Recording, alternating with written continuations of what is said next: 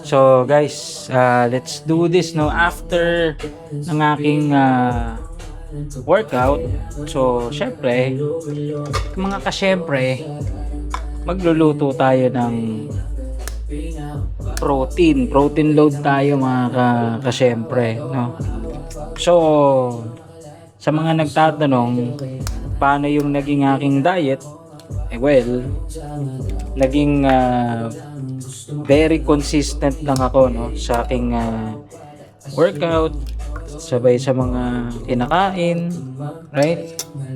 So ayan, yung iba hinihiwalay yung dilaw, no, tapos iniiwan lang yung puti.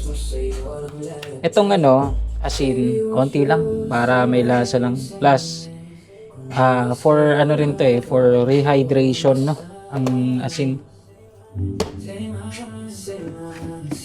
para hydrated tayo ulit.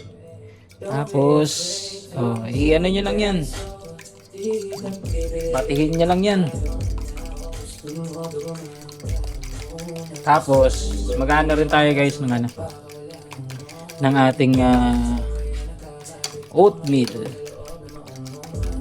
Yan.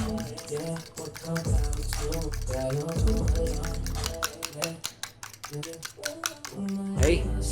So, punta tayo rin sa lutuan. Yan. So, parang ano lang to parang may konting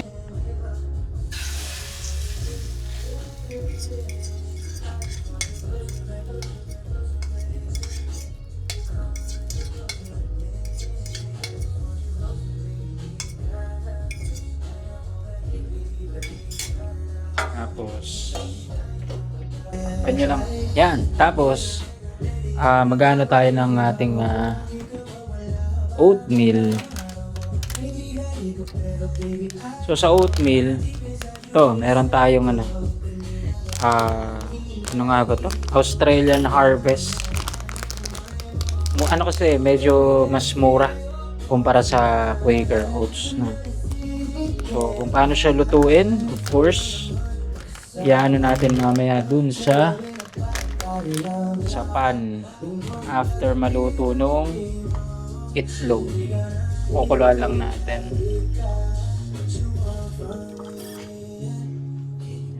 Ito na yan. Tapos yung ating nalagyan natin ng sugar, of course. So yung sugar natin is ito, yung equal gold, no? So isang piraso lang, pwede na siguro yan. Para lang may pampatamis.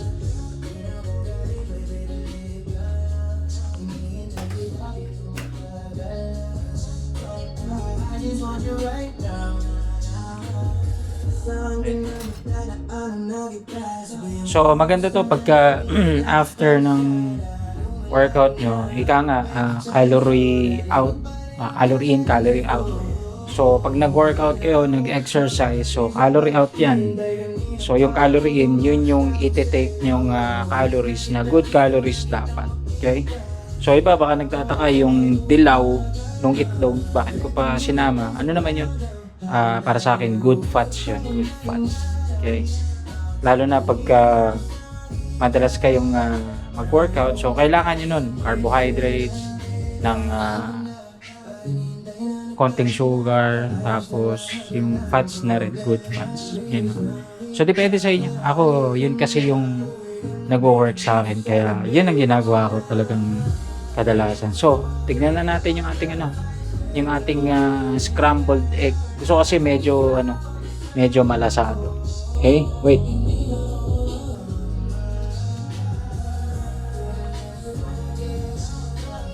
Yung pala, pinggan. Ano lang naman ito quick cook.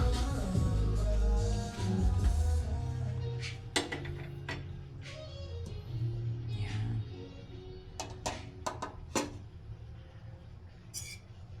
So okay na to.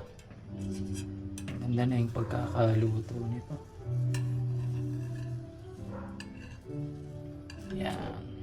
Medyo ano siya. Kaya nga medyo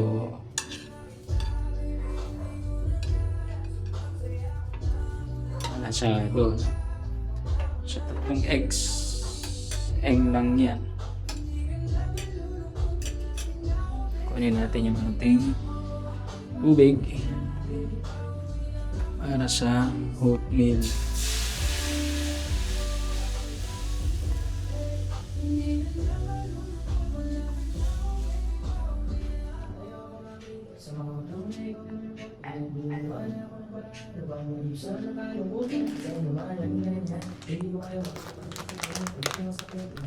So, mapapansin nyo guys, hindi ko na yan tinitimbang, no? Kasi, ano ko na yan? Tansya ko na yan.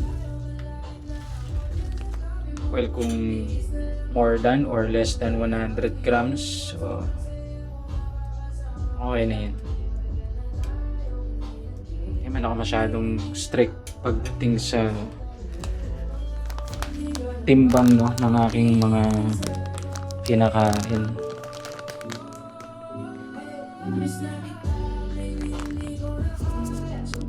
Syempre, luto na yung ating egg and ating oatmeal. So, kuha naman tayo ng another pampalasa dyan.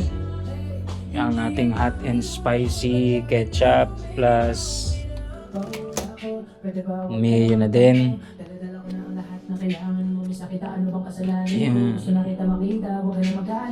Oh.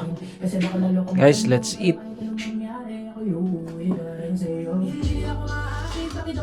So, sabi nila yung sugar, ito kasi may asukal na konti, no? So, ang maganda mong unahin pagka kakain ka, wag muna yung merong may asukal.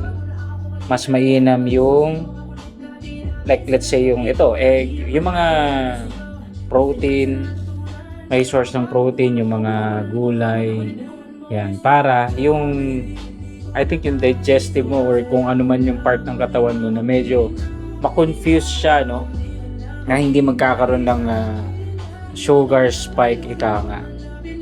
Yan ang sabi nila. So ako naman hindi naman ako expert sa mga pagda-diet, no, pero based on my experience, tapos nire-research ko yan, pinapanood ko yan, and then ginagawa ko, tapos kung ano yung effective, then dun ako, di ba? Yeah.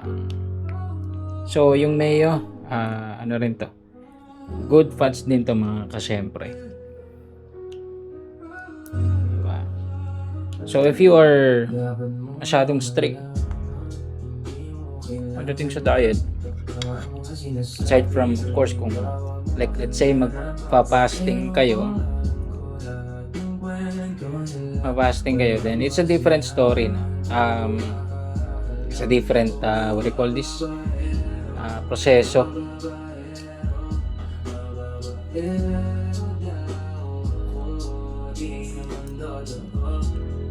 Though it's the, sabi nila, it's the healthiest way para mag-lose ng weight, tapos you know, parang mag-ano yung inyong body, kalimutan ko yung tawag, magre-regenerate ng mga bagong cells, no? Patayin niya yung, kakainin ng mismong katawan niya yung mga dead cells na parang ganun tapos regenerate ng panibago. So, you know. Anyway, lahat naman ng pagda-diet is healthy yan, you know, as long it's gonna be balanced. Tapos meron din kayong syempre yung mga kasyempre yung exercise, you know, pero di nyo kaya ng exercise na sobrang intense. Di naman kailangan ng sobrang intense basta yung kilos nyo like daily meron, kasi magbe-burn na yan ng calories kahit simpleng lakad lang dito sa bahay, upo tayo, parang ganun.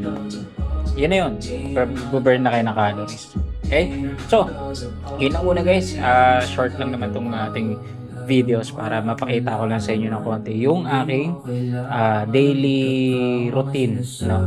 So, yun lang mga kasyempre. Salamat sa pagsubaybay. Please follow my page and like din, share na rin, no? Sa mga friends ninyo or sa mga kakilala ninyo, kahit sino pa. Okay? Para makapag share tayo ng mga insights sa iba. Thank you so much.